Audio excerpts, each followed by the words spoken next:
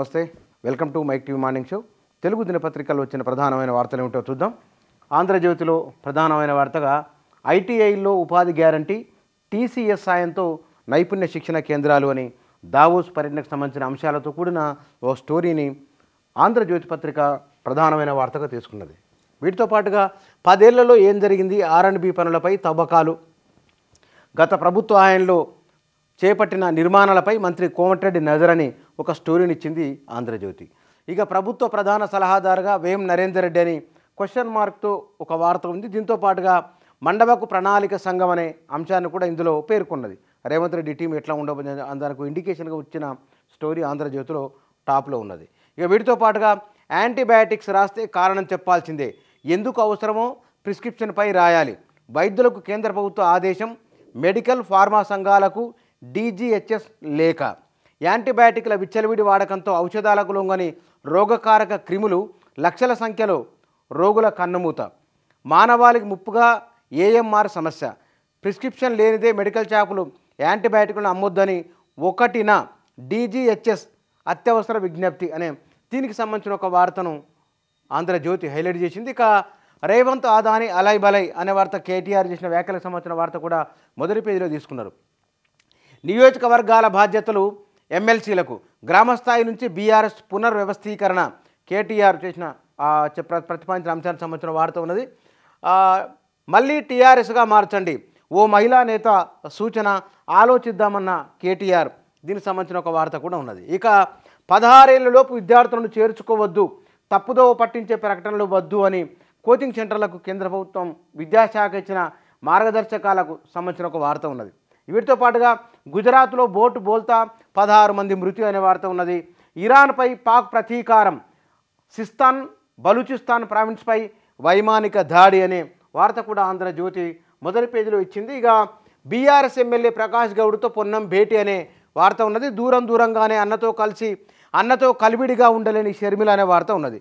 ఇక ఈడీ విచారణకు MLA Vivek, money laundering కేసులో ప్రశ్నించే అధికారులు అని ఒక వార్త మొదటి పేజీలో ఇచ్చి లోపల పేజీలోకి ఇండికేషన్ ఇచ్చి, ఇక మల్కాజ్గిరి బరిలో ఈటల అనే వార్త ఉన్నది. రాష్ట్ర బీజేపీలో భారీ ప్రక్షాళన అనే వార్త కూడా ఆంధ్రజ్యోతి మొదటి పేజీలో హైలైట్ చేసింది.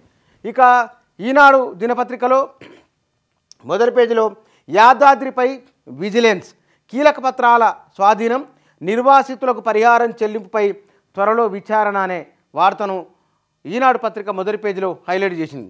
వీటితో పాటుగా లాభాల సేద్యమే మా స్వప్నం, రైతులకు కార్పొరేట్ తరహా రాబడులు రావాలి, అన్నదాతలకు ప్రపంచం అండగా నిలవాలని దావోస్లో రేవంత్ రెడ్డి మాట్లాడిన మాటలను ఈనాడు పత్రిక మొదటి పేజీలో హైలైట్ చేసింది. ఇక గర్భగుడిని చేరిన అయోధ్య రామయ్య అని అయోధ్య రామాలయంపై రూపొందించిన పోస్టర్ స్టాంపులను గురువారం ఢిల్లీలో విడుదల చేస్తున్న ప్రధాని మోదీ ఫోటోకు సంబంధించిన వార్త కూడా ఉన్నది. ఇక ఢిల్లీలో ఆదానితో కొట్లాట, దావోసులో అలై బలై, కాంగ్రెస్ది అవకాశవాద దిగజారుడు రాజకీయం, మహబూబ్నగర్ సమీక్షలో కేటీఆర్ అనే వార్త కూడా ఆయన మాట్లాడిన మాటలను ఈనాడు మొదటి పేజీలో హైలైట్ చేసింది. విహారయాత్రలో విషాదం, బోటు తిరగబడి 12 మంది మృతి, విద్యార్థులు 2 టీచర్ల మృతి అనే వార్త ఉన్నది. గుజరాత్ సంబంధించిన విషాదాన్ని. ఇక ఎమ్మెల్సీల ఎన్నిక ఏకగ్రీవమే, కాంగ్రెస్ తరపున నామినేషన్లు దాఖలు చేసిన మహేష్ గౌడ్, బలమూరు వెంకట్, దీనికి సంబంధించిన వార్త ఉన్నది. 2030కి విమాన ప్రయాణికులు 30 కోట్లు అనే వార్త కూడా ఈనాడులో మొదటి పేజీలో హైలైట్ చేసింది ఈనాడు పత్రిక. ఇక సాక్షిలో విమానం ఉజ్వలం అనే ఇయర్ ప్యానల్లో ఒక వార్త ఉన్నది. ఢిల్లీ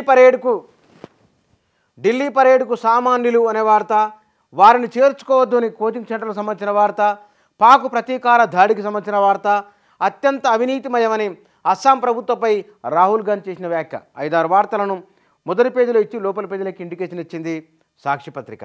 పల్లెల్లో ప్రత్యేకమే, వచ్చే నెల 1తో ముగియనున్న సర్పంచులు, వార్డు మెంబర్ల పదవీ కాలం, ఆ మరునాటి నుంచి గ్రామ పంచాయతీల్లో ప్రత్యేక అధికారుల పాలనకు సర్కారు మొగ్గు అనే స్టోరీ మొదటి పేజీలో హైలైట్ చేసిన సాక్షి. సాఫ్ట్వేర్ని వీడి సేద్యం చేస్తున్న మల్లికార్జున్ యువతకు ఆదర్శం అని మోదీ చెప్పిన మాటను మొదటి పేజీలో హైలైట్ చేసిన సాక్షి. గర్భగుడిలోకి రామ్లల్లా, అయోధ్య ఆలయంపై స్టాంపులు, 22 కేంద్ర ప్రభుత్వ కార్యాలయాలకు సగం రోజు సెలవు అనే వార్త కూడా సాక్షి మొదటి పేజీలో హైలైట్ చేసింది. గుజరాత్లో ఘోర ప్రమాదం, వడోదర శివారులో చెరువులో మునిగిన పడవ, 14 మంది విద్యార్థులు, 2 టీచర్ల మృతి అనే వార్త మొదటి పేజీలో సాక్షి ఇచ్చింది. ఇక ప్రజలపై భారాలు మోపబోమని డిప్యూటీ సీఎం భట్టీజీ చేసిన వ్యాఖ్యలకు సంబంధించిన వార్త ఉన్నది. రైతు రుణాలను రికవరీ చేయాలని వ్యవసాయ శాఖ మంత్రి తుమ్మల నాగేశ్వర్ అధికారులను ఆదేశించారనే వార్త మొదటి పేజీలో హైలైట్ చేసింది. ఇక భార్యను చంపిన భర్తకు ఉరిశిక్ష అనే వార్త కూడా మొదటి పేజీలో హైలైట్ చేసిండ్రు. జూనియర్ ఎన్టీఆర్ ఫ్లెక్సీలు తీసేయండి, బాలకృష్ణ ఆదేశం, తొలగించే అనుచరులు తిరిగి ఏర్పాటు చేసేందుకు జూనియర్ ఎన్టీఆర్ ఫ్యాన్స్ యత్నం, హైదరాబాద్ నెక్లెస్ రోడ్డులోని ఎన్టీఆర్ ఘాట్ వద్ద ఉద్రిక్తత అనే వార్త మొదటి పేజీలో హైలైట్ చేసింది సాక్షి పత్రిక. నమస్తే తెలంగాణలో కొత్త శిఖరాలకు ఏవియేషన్ అని విమాన ప్రయాణానికి సంబంధించిన వార్త ఇయర్ ప్యానల్ హైలైట్ చేశారు. రాష్ట్రాలకిచ్చే నిధుల్లో కోత పెట్టండి, 24లో ఫైనాన్స్ కమిషన్పై మోదీ ఒత్తిళ్లు అనే వార్త ఉన్నది. దానికి కుదరదని తేల్చెప్పిన అప్పటి చైర్మన్ వైవి రెడ్డి అనే స్టోరీని కూడా ఇచ్చింది నమస్తే తెలంగాణ. ప్రిస్క్రిప్షన్ ఉంటేనే యాంటీబయాటిక్స్, వాటిని ఎందుకు రాస్తున్నారు, ప్రిస్క్రైబ్ చేస్తున్నారో వైద్యులు మందుల చీటీలో రాయాలి. కేంద్ర ప్రభుత్వ నిబంధనలకు సంబంధించిన వార్త కూడా నమస్తే తెలంగాణ హైలైట్ చేశారు. ఇక రేవంత్ చెలగాటం హైకమాండ్కు ప్రాణ సంకటం అని ఆదానితో ఆ భేటీకి సంబంధించిన వార్త నమస్తే తెలంగాణ ఇచ్చింది. ఆదానితో కాంగ్రెస్ దొంగాట, ఢిల్లీలో రాహుల్ విమర్శలు, దావోస్లో రేవంత్ అలింగనాలు, కేటీఆర్ చేసిన వ్యాఖ్యలకు సంబంధించిన వార్త ఉన్నది. త్వరలో ఎమ్మెల్సీలతో కేసీఆర్ భేటీ, ఆ వార్త మొదటి పేజీలో నమస్తే తెలంగాణ హైలైట్ చేసింది. ఇక జనన ధృవీకరణకు ఆధార్ చెల్లదు అనే వార్త ఉంది. బాబాయ్ వర్సెస్ అబ్బాయి అనే వార్త కూడా బాలకృష్ణ జూనియర్ ఎన్టీఆర్ వార్త ఉన్నది. గుజరాత్లో పడవ బోల్తా 14 మంది దుర్మరణం అనే వార్త కూడా 12 మంది మృతుల్లో 12 మంది విద్యార్థులు అనే వార్త ఉన్నది. ఇక అందరికీ 12,000 కుదరదు, ప్రత్యామ్నాయంగా ఏం చేస్తే బాగుంటుందో చెప్పండి అని పొన్నం ప్రభాకర్ ఆటో సంఘాలతో మాట్లాడిన వార్త ఉన్నది. మొదటి పేజీలో ఇచ్చింది నమస్తే తెలంగాణ. ఇక జల విద్యుత్తుకు కేఆర్ఎంబి గండం, కృష్ణా బోర్డు పరిధిలో శ్రీశైలం సాగర్ జల విద్యుత్ కేంద్రాలనే వార్త ఉన్నది. ఈ ఒక్క నెలలో 22.51 లక్షలు, డిసెంబర్లో రికార్డు స్థాయిలో విమాన ప్రయాణికులు అనే వార్త కూడా మొదటి పేజీలో హైలైట్ చేసింది నమస్తే తెలంగాణ.